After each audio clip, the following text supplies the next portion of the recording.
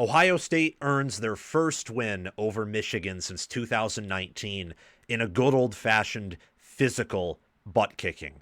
Ohio State had a 48% success rate while holding Michigan to a 24% success rate. And they controlled the clock, having 40 minutes of possession to Michigan's 20. Ohio State, at the end of the day, was able to win the total rushing yard battle, having 186 rushing yards on 47 carries. Michigan only ran in this matchup 42 total plays. They won the yards per carry battle with 4.2 yards per carry, but Ohio State scoring touchdowns in that first half and holding Michigan to field goals was able to get ahead enough and then come out making second half adjustments to force Michigan into an uncomfortable spot where they had to throw the ball or they had to run the ball in situations where they were already behind the chains. And ultimately, that's how you get the 27-9 Ohio State victory.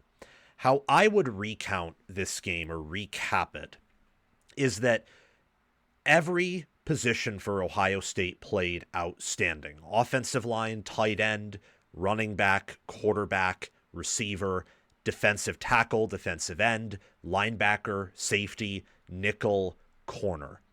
Fielding did his job making 2 field goals, and Ohio State didn't have to punt much, but when they did, they didn't mess anything up, and they didn't mess anything up on returns. Sayin had that one bad pick. It happens. Michigan's defense isn't a pile of rotten corn. You're going to have Michigan make a good play here or there. They had some TFLs. They didn't get much pressure, but had some TFLs and had that takeaway. What mattered is that Ohio State responded to the adversity. They were the better team that should have won, and they won rather emphatically, 27-9. The problem for Michigan is that the only unit that played well for them was maybe the defensive front in stopping the run, but at some point Ohio State was just on the field so much that they could lean on their ground game to reliably get 3, 4, sometimes here or there 5 yards per carry. And Michigan's defense was tired and Ohio State's offense was fresh. But Michigan's front did not do anything in pass rush. Ohio State's pass blocking O-line unit showed out, I think had their second best game of the year in pass blocking. The Texas game was better, I think. And then in terms of run blocking, this was one of their best games of recent memory, I would say. Just phenomenal that they were able to do what they did in the second half, be able to lean on their ground game. I think a lot of that had to do with Michigan not being able to get off the field and Patricia forcing quick 3-and-outs. But the fact that they were able to execute at a high level everywhere for Ohio State is absolutely incredible. And good for them, good for Ryan Day, good to players like Carson Hinsman, Luke Montgomery, who've been there forever and until today hadn't earned a win. I mean, good for Jeremiah Smith, for Caleb Downs, for Davison Igbinosun. There were a lot of Buckeye players who I think really needed that win, if nothing else. You know, if Ohio State, if they go on to the Big Ten championship game and somehow lose, or if they go in the playoffs and somehow don't win at all, they have something to hang their hat on. 12-0 regular season, first since 2019, first win over Michigan since 2019. Incredible stuff from the Buckeyes. And for Michigan, as you see up here on the graphic, quarterback was awful. I think that was the biggest difference in the game, really, outside of, well, actually, really, that was the biggest difference, if we're being honest. You know, Ohio State's D-line played very well, but much like Michigan's D-line, better in run blocking, or better in run defense, pass rush. They started getting there towards the end of the game when it was obvious passing downs, but a lot of this had to do with Sayin being one of the best quarterbacks in America and Underwood very much still being a true freshman, not receiving the same development, not having the same receivers, just not being as good of a quarterback as Sayin. I mean, Sayin had an incredible game after that interception. I think as of right now, depending on the Big Ten championship game, he should win the Heisman Trophy. That was a very impressive performance. I mean, ultimately, Jeremiah Smith should win the Heisman Trophy. But if we're going by the realistic candidates, I think that would be Julian Sayin. And his poise, his release, he progressed through his reads time and time again, found the check down. He had a few drops that were uncharacteristic. Early on, it was a weird game for Ohio State. And I do think that there is some truth to the fact that because of how intense this rivalry game is, that sometimes emotions can take over. Your best players sometimes mess up. Things are weird. And yeah, stuff happens. But Ohio State was able to overcome that, and Michigan could not. And the biggest difference between these two teams, I think, was quarterback. Ohio State's defense is better, yes. Ohio State at every position on offense, minus, I would say, offensive line, which in this game was a push, is better, yes.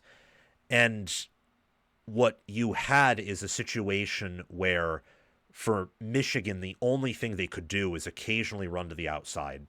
That was it. When they passed the football, Underwood, he had some open receivers, didn't find them. He was scared, honestly, it looked like, to throw against that defense, which I understand. But you have to rip it. You got to be a leader. You have to take risks, because what happens when Ohio State is the one taking risks, where they tried a few things, they tried to physically impose their will early on, couldn't do it inside the 5, settled for a field goal.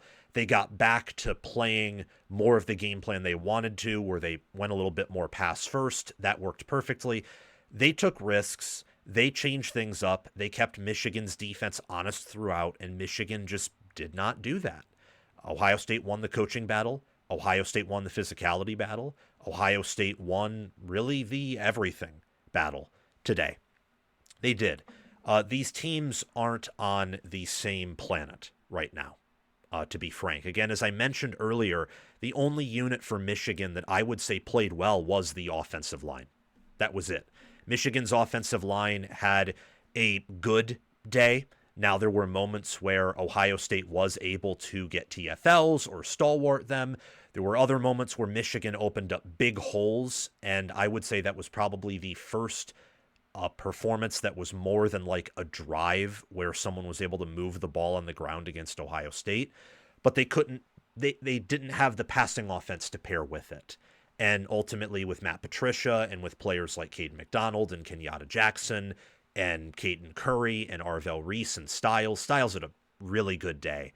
Same with Reese. I mean, they cleaned up everything they could have.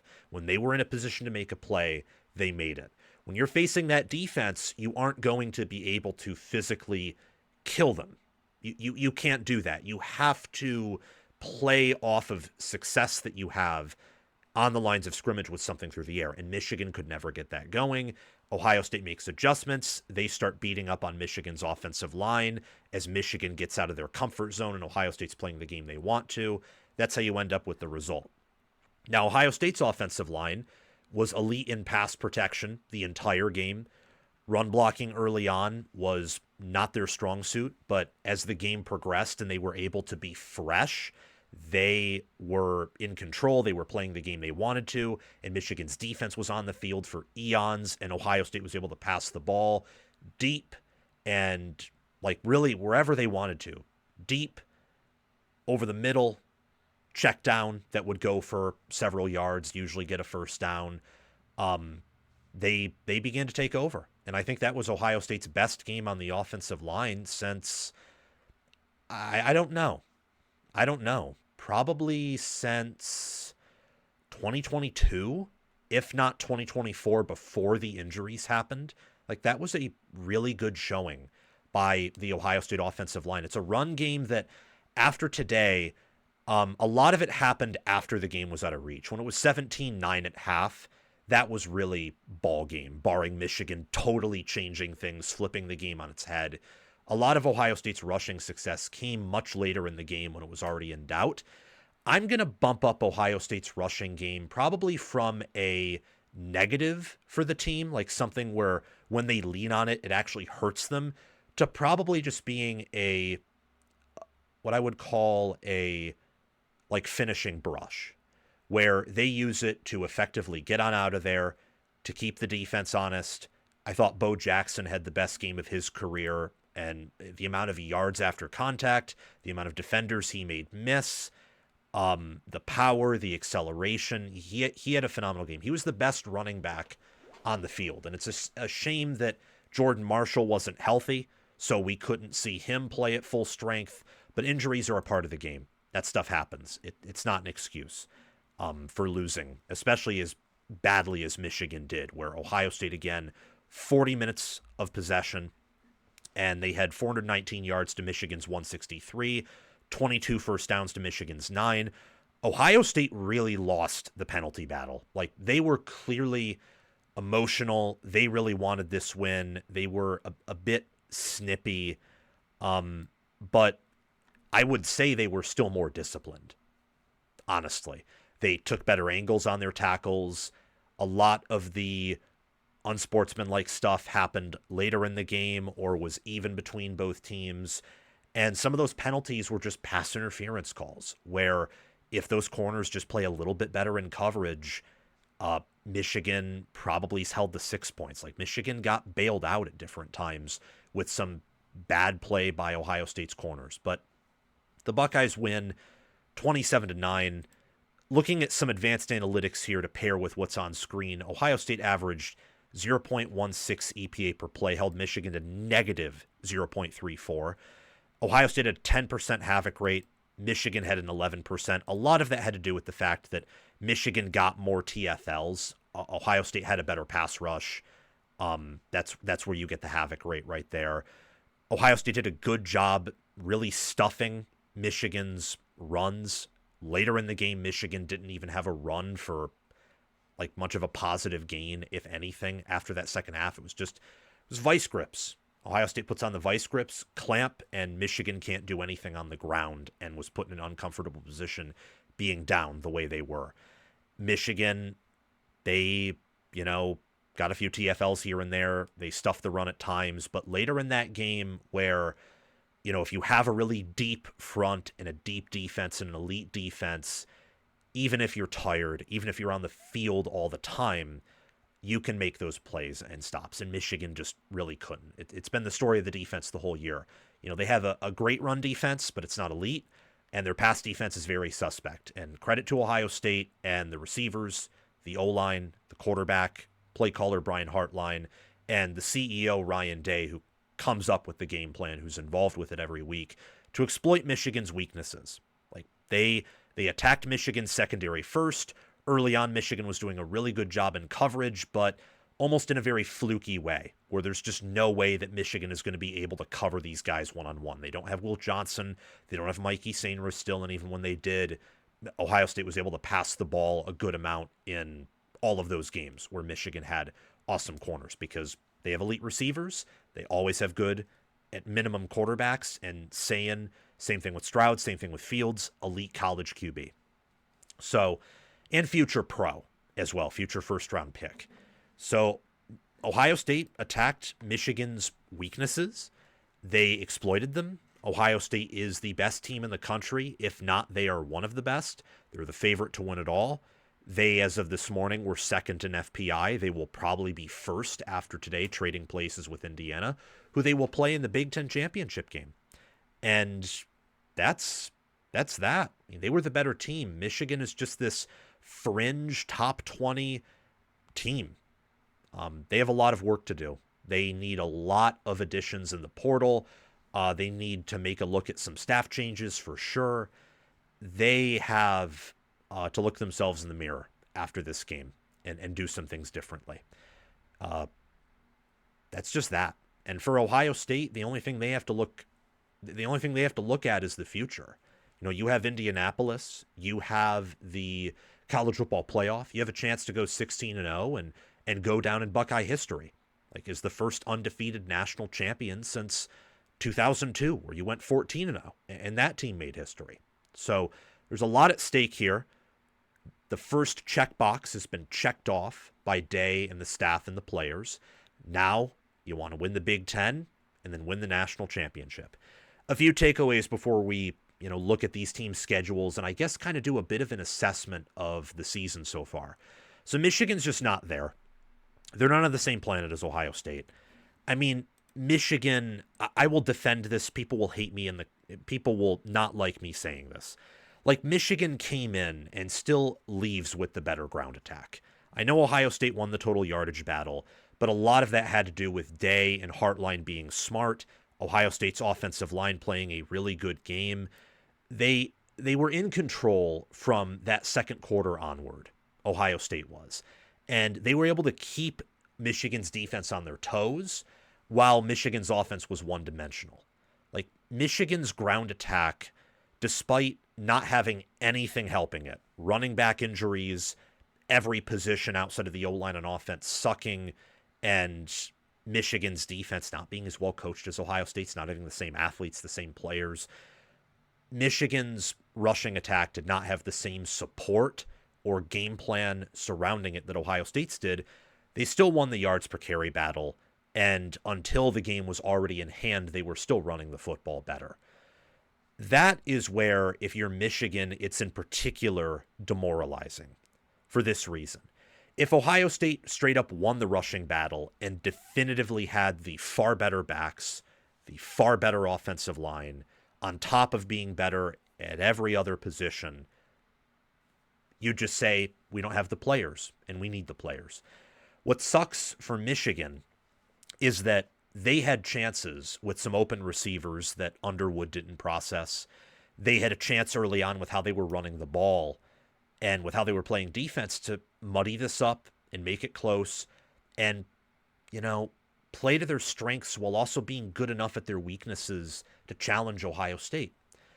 And they couldn't do that. And that's coaching. Michigan has probably better players than the final score indicated, but Ohio State coached circles around them.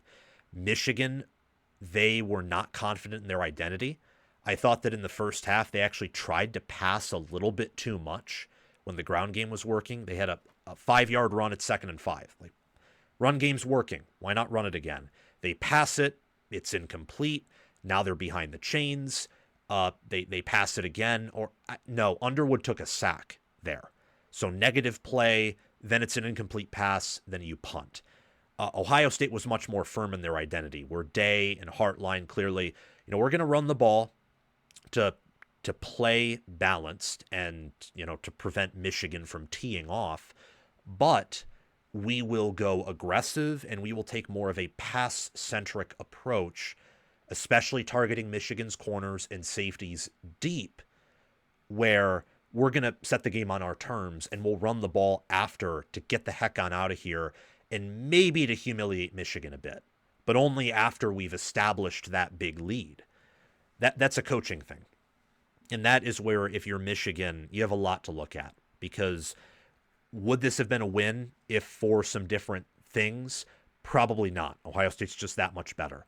But could this have been much more competitive? And could Michigan have been in a position early fourth quarter to maybe take a lead and pull something fluky off the top hat if they had better coaching, if they had better development, if Underwood played a better game, which, I'm going to blame that on coaching. Well, yes. Ohio State both was more physical than you, matched you or surpassed you at every position, and outcoached you and beat you in your own stadium. So Michigan's just not there. And on top of that, I believe that Wink Martindale is gone. His scheme played right into Ohio State's hands. This defense is worse than last year's, despite returning a good amount of their production. Now, I know they lost their best players, yes, but a well-coached unit, even when they lose their apex players, if they return a lot of other talented guys, is probably going to get better. They won't have the same strengths, but they'll shore up their weaknesses. Michigan didn't do that. It's a sign of bad coaching, of bad development. And this year in particular, his scheme played right into Ohio State's hands, where he kept blitzing, and I know that he did that to try and get more pressure, but at some point when you're sending 5-6 guys forward and you're getting the same amount of pressure as you do with 4, try to put so many guys in coverage and make the downfield so tight that you force Sayan to take off and run it more for a gain of 1 or 2 instead of a gain of 10 or 15 or 20 or a touchdown through the air. Ohio State, it's clear. Like, Patricia's the better defensive coordinator than Martindale. Hartline and Day are, the better minds offensively than Sherrone Moore and Chip Lindsey. Patricia's phenomenal. Just before the season started, I kind of, you know, thought through Patricia at Ohio State and thought, he has elite athletes, he has a good NFL background, this is going to work. And I was skeptical of the idea early, but in August, I came around to the idea that, yeah, at least he's going to field a top 10, top 15 at the very worst defense. This is an elite defense. It's absolutely phenomenal what he has been able to do. They haven't skipped a beat from who they were last year. Not one bit. They are better at some things. They're probably worse at some things too. We'll know a lot more how to compare those two fantastic defenses after the playoffs. But it's an awesome unit. Michigan's offense entering this game efficiency-wise was the best offense Ohio State played all season long. They held them to 9 points and under 200 yards. That was a phenomenal hire and move by Ryan Day. That was just A-plus elite coaching and thoughtfulness to make that move. A few things to close out on are that styles make fights, and Ohio State forced Michigan to play their game, and that is why Ohio State won the way they did. Buckeyes, they forced Michigan to be in a position where, hey, you're going to have to throw the football if you want to beat us. And you're not just going to be able to, keep running it. Michigan got some explosives. They also got some nice 5-yard carries, 4 6-yarders like Ohio State did later in the game. But they did not have the passing offense to complement that. And that was the difference between these two offenses, is Ohio State could throw. They could keep Michigan's defense honest. Michigan could not keep Ohio State's defense honest. Michigan's only hope for this game was for it to be a ground attack where Ohio State could not pass and Sayin was turning it over. And if that happened, and if both passing attacks were neutered, Michigan with Zavada having a good game and their rushing attack, until garbage time outperforming Ohio State's, that would have led to a close win. But Ohio State wasn't going to let that happen. They played better defense. They played better offense. They were the more physical team too. That's what the end of the game showed, where Ohio State was able to go on that 11, 12-minute drive where their offensive line just said, hey, you know what? We're going to put our heads down. We're going to move these guys off. They're tired. We're fresh. They're demoralized. They're gunshot a little bit, and we're ahead. So we're going to get the heck on out of here, and we're going to earn a win, and we're not going to leave a doubt. And they did. And through 3 yards, 4 yards, through some passes to keep the defense honest, they drove down and extended the lead to 18. It's an awesome game. I don't think if you're Ohio State coming out of this game, you're not satisfied in every way. There's nothing to complain about.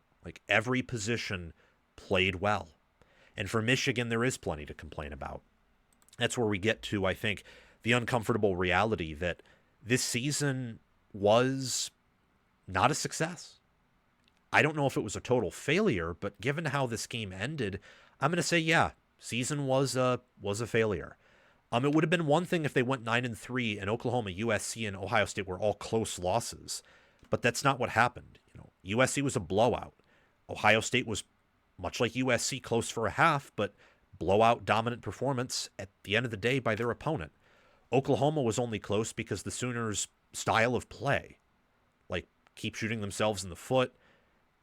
It's the same reason why USC and Ohio State didn't win by 50, is because Michigan has athletes and those teams aren't 2001 Miami.